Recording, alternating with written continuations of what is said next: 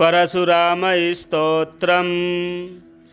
कराभ्यां परशुं चापं दधानं रेणुकात्मजं जामदग्न्यं भजे रामं भार्गवं क्षत्रियान्तकं नमामि भार्गवं रामं रेणुकाचित्तनन्दनं मोचिताम्बार्तिमुत्पातनाशनं छत्रनाशनं भयार्तस्वजनत्राणतत्परं धर्मतत्परं गतगर्वप्रियं शूरं जमदग्निसुतं मतं वशीकृतमहादेवं दृप्तभूपकुलान्तकं तेजस्विनं कार्तवीर्यनाशनं भवनाशनं परशुं दक्षिणे हस्ते वामे च दधतं धनुः रम्यं भृगुकुलोत्तंसं घनश्यामं मनोहरं शुद्धं बुद्धं महाप्रज्ञामण्डितं रणपण्डितं रामं श्रीदत्तकरुणाभाजनं विप्ररञ्जनं कराभ्यां परशुं चापं दधानं रेणुकात्मजं जामदग्न्यं भजे रामं भार्गवं क्षत्रियान्तकं नमामि भार्गवं रामं रेणुकाचित्तनन्दनं मोचिताम्बार्तिमुत्पातनाशनं छत्रनाशनं भयार्तस्वजनत्राणतत्परं धर्मतत्परं गतगर्वप्रियं शूरं जमदग्निसुतं मतं वशीकृतमहादेवं दृप्तभूपकुलान्तकं तेजस्विनं कार्तवीर्यनाशनं भवनाशनं परशुं दक्षिणे हस्ते वामे च दधतं धनुः रम्यं भृगुकुलोत्तंसं घनश्यामं मनोहरं शुद्धं बुद्धं महाप्रज्ञामण्डितं रणपण्डितं रामं श्रीदत्तकरुणाभाजनं विप्ररञ्जनं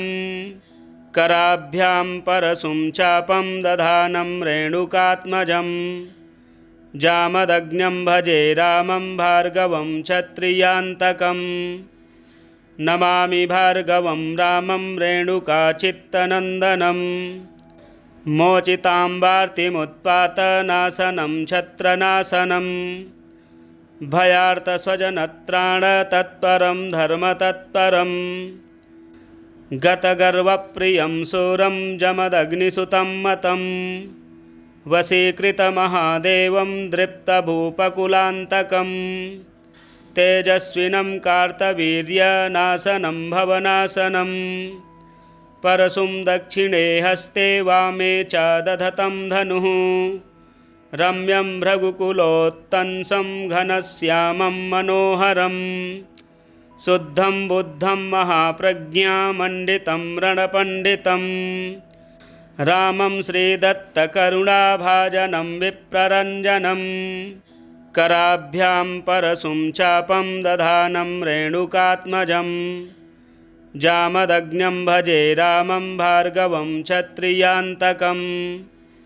नमामि भार्गवं रामं रेणुकाचित्तनन्दनं मोचिताम्बार्तिमुत्पातनाशनं छत्रनाशनं भयार्तस्वजनत्राणतत्परं धर्मतत्परं गतगर्वप्रियं शूरं जमदग्निसुतं मतं वशीकृतमहादेवं दृप्तभूपकुलान्तकं तेजस्विनं कार्तवीर्यनाशनं भवनाशनं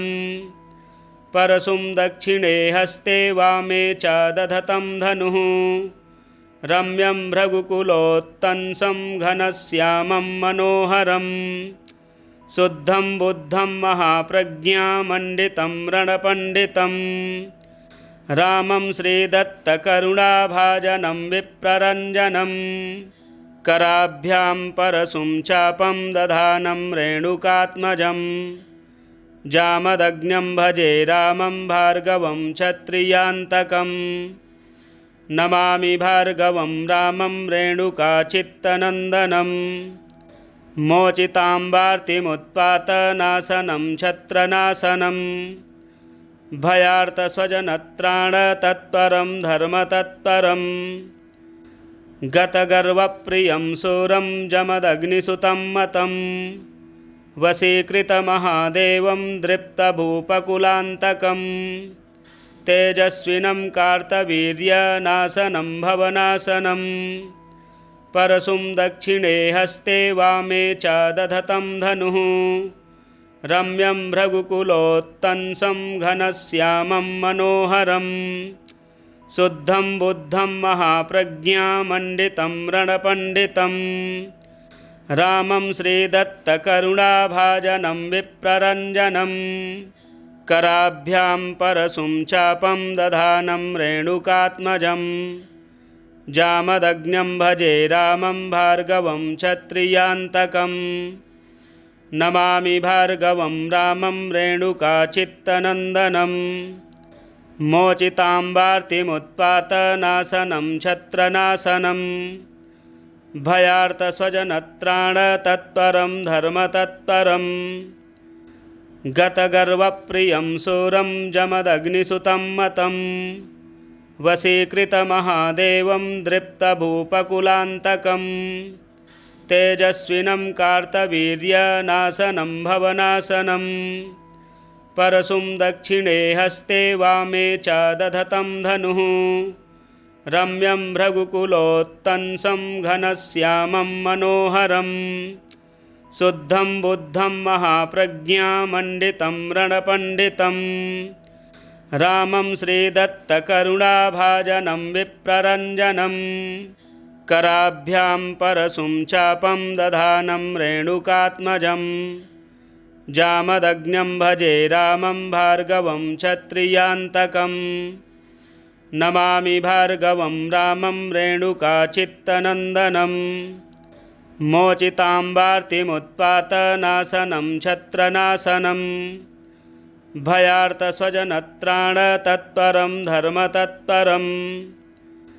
गतगर्वप्रियं शूरं जमदग्निसुतं मतं वशीकृतमहादेवं दृप्तभूपकुलान्तकं तेजस्विनं कार्तवीर्यनाशनं भवनाशनं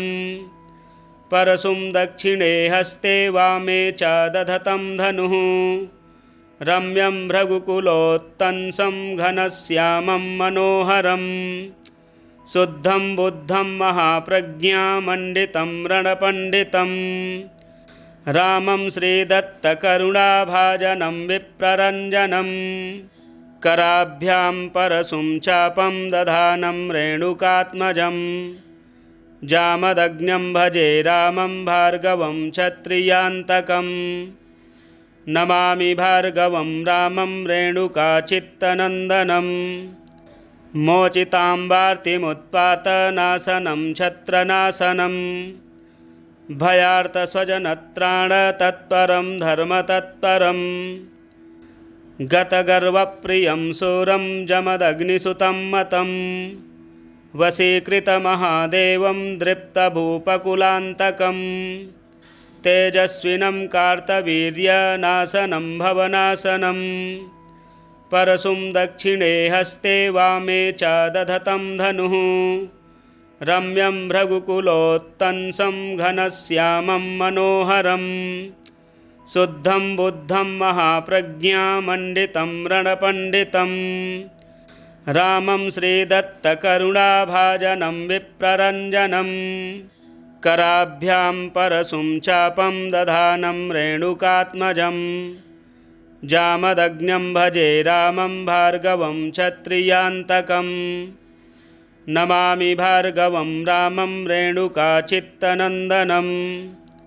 मोचिताम्बार्तिमुत्पातनाशनं छत्रनाशनं भयार्तस्वजनत्राणतत्परं धर्मतत्परं गतगर्वप्रियं शूरं जमदग्निसुतं मतं वशीकृतमहादेवं दृप्तभूपकुलान्तकं तेजस्विनं कार्तवीर्यनाशनं भवनाशनं परशुं दक्षिणे हस्ते वामे च दधतं धनुः रम्यं भृगुकुलोत्तंसं घनश्यामं मनोहरं शुद्धं बुद्धं महाप्रज्ञामण्डितं रणपण्डितं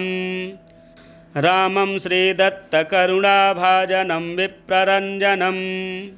कराभ्यां परशुं चापं दधानं रेणुकात्मजं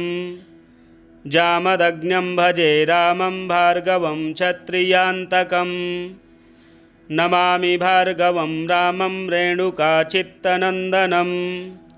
मोचिताम्बार्तिमुत्पातनाशनं छत्रनाशनं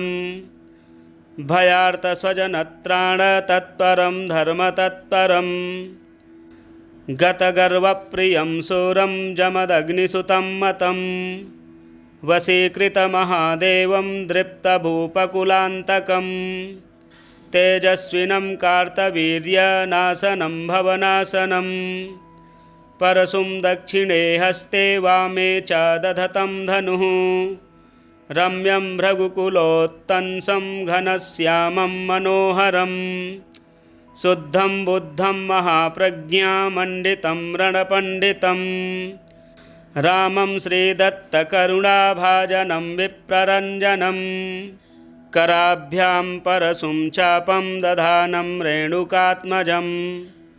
जामदग्न्यं भजे रामं भार्गवं क्षत्रियान्तकं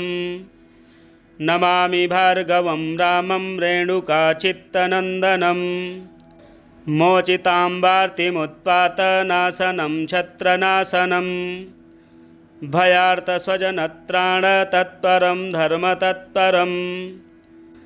गतगर्वप्रियं शूरं जमदग्निसुतं मतं वशीकृतमहादेवं दृप्तभूपकुलान्तकं तेजस्विनं कार्तवीर्यनाशनं भवनाशनं परशुं दक्षिणे हस्ते वामे च दधतं धनुः रम्यं भृगुकुलोत्तंसं घनश्यामं मनोहरं शुद्धं बुद्धं महाप्रज्ञामण्डितं रणपण्डितं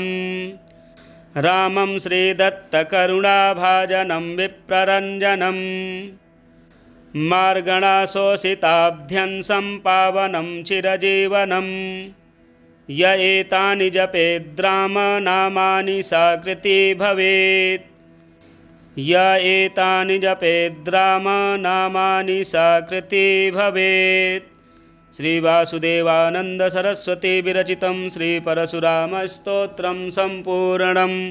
प्रिय दर्शकों, अक्षय तृतीया परशुराम जयंती के दिन आप भगवान परशुराम जी का यह स्तोत्र श्रवण करें। सभी संकटों से मुक्ति प्राप्ति के लिए एवं सर्व कार्य सिद्धि के लिए आप पाठ अवश्य श्रवण करें। यदि हमारे चैनल में नए हैं तो वीडियो की सूचना पाने के लिए बेल आइकन के बटन को दबाएं, वीडियो शेयर करें, लाइक करें। जय श्री राम।